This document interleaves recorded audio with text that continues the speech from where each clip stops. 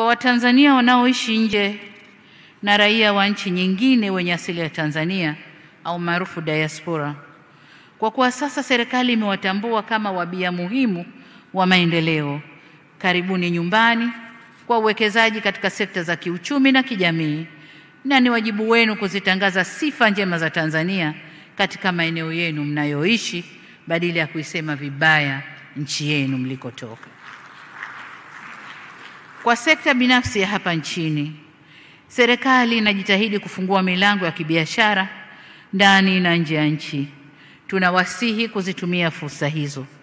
Vile vile, tunakaribisha zaidi sekta binafsi kutoka nje ya nchi kufanya uwekezaji hapa nchini. Kwa wananchi kwa ujumla na hasa vijana wa Kitanzania, ni wasihi kuchangamkia fursa za kiuchumi na kijamii zinazotokana na kutanuka kwa uwekezaji na biashara zinazoendelea nchini. Na hapa nimefurahi kuona vijana waliokuja kutuimbia hapa. Wameimba kwa hamasa na wameimba kwa kuamini moyoni kwamba hii ni sera yao na ni kwa ajili yao. Kwa hiyo niwatake vijana mchangamkie hayo.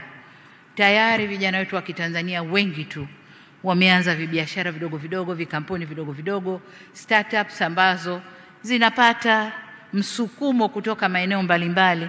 Niwaombe sana vijana wa Kitanzania waendelee na hilo ili waweze kujiajiri na kujenga taifa lao.